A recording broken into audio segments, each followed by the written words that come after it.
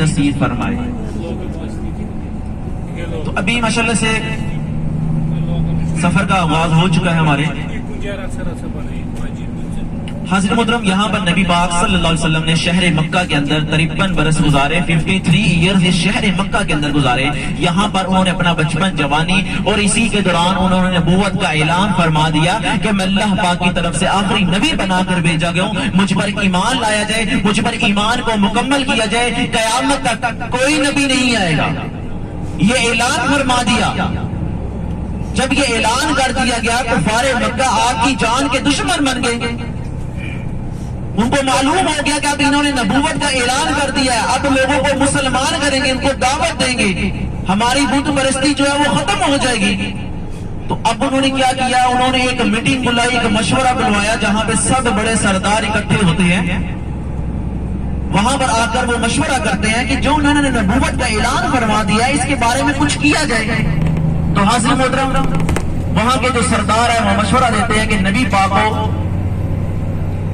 Jail کے اندر ڈال دیا جائے۔ کسی نے کہا کہ نبی پاک کو شہر مکہ سے باہر نکال دیا جائے۔ اب اسی میٹنگ کے اندر، اسی مشورے کے اندر جو شیطان ہے، ابلیس، وہ بھی وہاں پر آ کر بیٹھ جاتا ہے انسانی روپ کے اندر آ کر۔ لوگوں کو معلوم نہیں ہوتا کہ یہ کون ہے، وہ سمجھتے ہیں کہ یہ بھی کوئی سردار ہے، انسانی روپ کے اندر آ کر بیٹھ جاتا ہے، ان کے مشورے سنتا ہے۔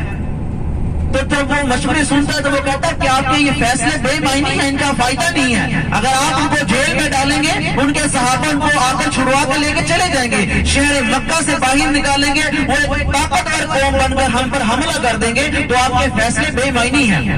تو حاضر محترم اسی میں سے کسی ایک نے کہا کہ معاذ اللہ نبی پاک کو آج رات قتل کر دیا جائے۔ اللہ اکبر۔ ان بدبختوں نے کیا کہا کہ نبی پاک کو قتل کر دیا جائے۔ اس بات پر شیطان جو ہے وہ بہت خوش ہوتا ہے اور وہ کہتا ہے کہ یہ سب سے افضل فیصلہ ہے، سب سے افضل فیصلہ یہی ہے کہ نبی پاک کو قتل کر دیا جائے۔ تو حاضر محترم یہی طے پایا گیا کہ آج رات نبی پاک صلی اللہ علیہ وسلم کو معاذ اللہ قتل کر دیا جائے گا۔ اب دیکھیے یہاں سے انہوں نے فیصلہ کیا اور وہاں سے اس ذات نے فیصلہ کیا جو سب سے افضل فیصلہ کرنے والی ذات ہے۔ اللہ پاک نے فیصلہ کیا، حکم دیا حضرت جبرائیل علیہ السلام کو کہ نبی پاک کی خدمت میں حاضر ہو کر میرا حکم سنائیں۔ وہ حکم کیا تھا کہ آج رات آپ اپنے بستر پر آرام نہیں فرمائیں گے، یہاں سے مدینہ کی طرف ہجرت کر جائیں گے۔ یہ اللہ پاک نے حکم دے دیا۔ جب حضرت جبرائیل علیہ السلام نبی پاک کی خدمت میں حاضر ہوتے ہیں، اللہ پاک کا حکم سناتے ہیں اور کہتے ہیں کہ آج آپ یہاں سے ہجرت کریں گے، مدینہ کی طرف چلے جائیں گے، یہاں کے لوگ آپ کی جان کے دشمن بن گئے ہیں، آپ کو نقصان پہنچائیں گے، آپ مدینہ کی طرف چلے جائیں گے۔ نبی پاک اللہ پاک کا حکم سنتے ہوئے حضرت ابو بکر صدیق رضی اللہ تعالیٰ عنہ کے گھر کی طرف روانہ ہوتے ہیں۔ وہاں پر جا کے کیا کہتے ہیں کہ اے ابو بکر، اللہ پاک کی طرف سے ہجرت کا پیغام آ چکا ہے، آپ میرے ساتھ سفر کریں گے، ہم یہاں سے ہجرت کریں گے مدینہ کی طرف اور آپ میرے ساتھی بنیں گے۔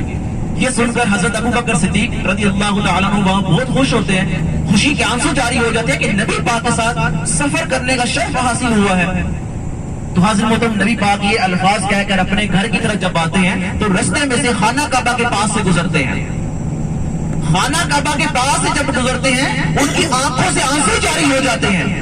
53 ایئرز وہاں پر گزارے تھے، اس گھر میں گزارے تھے، اپنی زندگی کا ایک حصہ وہاں پر گزار دیا، اب اس کو چھوڑنے کا وقت آ گیا تھا، اس سے جدا ہونے کا وقت آ گیا تھا، الوداع کہنے کا وقت آ گیا تھا۔ آنکھوں سے آنسو جاری ہو جاتے ہیں۔ وہاں پر کیا کہتے ہیں کہ اے شہر مکہ، اے خانہ کعبہ، میں تجھ سے بڑی محبت کرتا ہوں، اگر میری قوم مجھے نہ ستاتی تو میں تجھے کبھی نہیں چھوڑ کر جاتا۔ یہ نبی پاک کسے کہہ رہے ہیں؟ خانہ کعبہ کو کہہ رہے ہیں۔ اب اس سے ظاہر کیا ہوتا ہے کہ خانہ کعبہ ہمیں سن بھی رہا ہے، ہمیں دیکھ بھی رہا ہے۔ حدیث مبارکہ کے الفاظ آپ کو بیان کرتا چلوں، قیامت والے دن 7 لاکھ فرشتے جو ہیں سونے کی زنجیریں لے کر خانہ کعبہ کو یہاں سے اٹھانے کے لیے آئیں گے اور محشر میں لے کر جانے کے لیے۔ فرشتے خانہ کعبہ کو کیا کہیں گے کہ چلیے۔ اس وقت خانہ کعبہ کو زبان دی جائے گی، الفاظ دیے جائیں گے، وہ بولے گا کہ میں نہیں جاؤں گا۔ عرش معلیٰ سے آواز آئے گی کہ بولیے کیا بولتے ہیں؟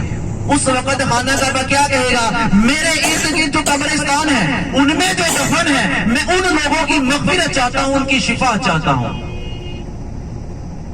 عرش مولا سے آواز ہے کہ ہم نے آپ کی دعا کو قبول کر لیا. ان لوگوں کو اٹھایا جائے گا قبروں سے, نورانی چہرے ہوں گے, احرام کی حالت میں ہوں گے, تلبیہ پڑھتے ہوئے اٹھیں گے اور خانہ کعبہ کے اندر طواف کرتے ہوئے جنت میں جائیں گے.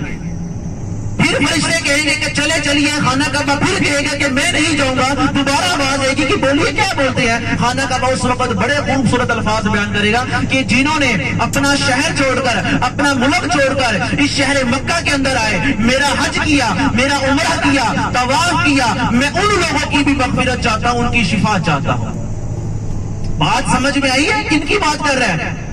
جنہوں نے حج کیا, جنہوں نے عمرہ کیا, ان میں آپ لوگ بھی شامل ہیں. آپ نے بھی عمرہ کیا, آپ میں سے بھی کسی نے حج کیا. تو حدیث مبارکہ کے الفاظ ہے کہ جنہوں نے عمرہ حج کیا وہ قیامت والے دن غلاف کعبہ کے ساتھ لٹک